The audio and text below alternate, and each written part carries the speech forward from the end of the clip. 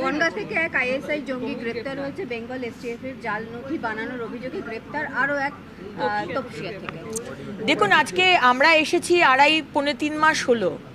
এর আগে 15টা বছর তো মমতা ব্যানার্জি সরকার ছিল। আজকে তারা যা করে গেছে, আজকে টিএমসির নেতারা পিএফআই এর মানে মঞ্চ শেয়ার করেছে, which is a banned organisation. আজকে জায়গায় জায়গায় টেররিস্ট আর রোহিঙ্গা বাংলাদেশি ইনলিগাল ইনফিল্ট্রেটার্সদের আধার কার্ড ভোটার কার্ড বানিয়ে তাদেরকে ভোট দেওয়ার সুযোগ করে দেওয়া হয়েছে। সুতরাং এটা যা করেছে সেটা পরিষ্কার করতে সময় লাগবে। আমি আপনাদের মাধ্যমে সাধারণ মানুষকে বলতে চাই, যেখানে কিছু সন্দেহজনক ব্যক্তিকে দেখবেন বা সন্দেহজনক মুভমেন্ট, এটা কিন্তু আমাদের সিক্স সেন্স, আমরা কিন্তু ধরতে পারি যে এই লোকটা কিন্তু হঠাৎ করে দেখা যাচ্ছে আমাদের পাড়ায়। ইমিডিয়েটলি আমাদেরকে খবর দিন, কারণ ভাববেন না যে এই একটা দুটো যে ধরা পড়ছে তাতেই সব ক্লিন হয়ে গেল। সব বসে আছে স্লিপার সেল চারিদিকে।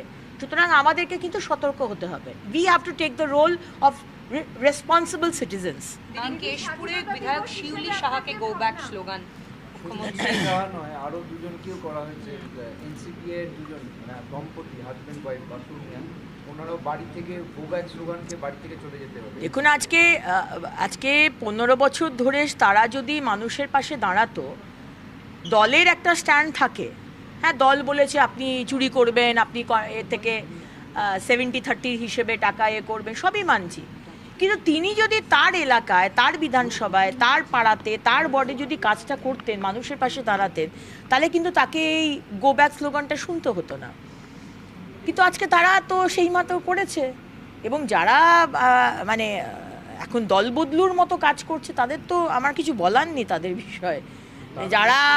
যারা মোদিজিকে যাতা কথা বলে এলো, যারা মুখ্যমন্ত্রীকে যাতা কথা ভাষায় বলে এলো, যারা রাঘব চাড্ডাকেও চাড্ডা গাড্ডা বাড্ডা অনেক কিছু বললো, আমি তো চাড্ডা নই ঘাড্ডা নই অনেক কিছু বললো, তারাই আবার গিয়ে বিভিন্ন লোকের ওখানে আমাদের সম্মানীয় শীর্ষ নেতৃত্বের সাথে দেখছি ব্রেকফাস্ট খাচ্ছে।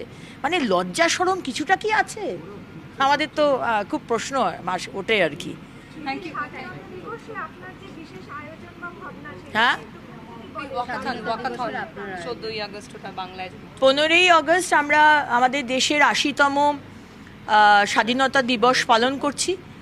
14 তারিখ রাত্রিবেলায় সমস্ত মা বোনেদের, কাকিমা, মাসিমা, ঠাকুমা, দিদিমা, ছোট students, school student, college students, আপনারা যারা মিডিয়াতে আছেন, সমস্ত মহিলাদের বলবো আসার জন্য। বালিগঞ্জ শিক্ষা সদন 9টার সময় আমরা ওখানে জমায়েত হচ্ছি এবং সেখান থেকে সন্ধে রাত্রির 9টা আমরা বালিগঞ্জ শিক্ষা সদন থেকে ব্রিজের ওপর দিয়ে আমরা যাব গোলপার্ক থেকে ঘুরে আবার ব্রিজের তলা দিয়ে আমরা বালিগঞ্জ শিক্ষা সদন আসবো। এটা ওয়াকাথন হবে, কোনো দৌড়তে হবে না, কারণ আমি নিজে দৌড়তেই পারি না।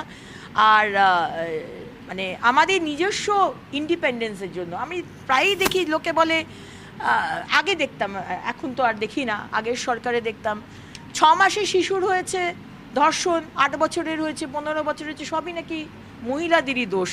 আমাদের চরিত্রের দোষ, আমাদের পোশাকের দোষ, কে কীরকম চুল কেটেছে তার দোষ, 9টার সময় কেন বেরিয়েছে, রাত্রির 8টার সময় কেন বেরিয়েছে খাবার কিনতে, এসবও শুনতে হয়েছে।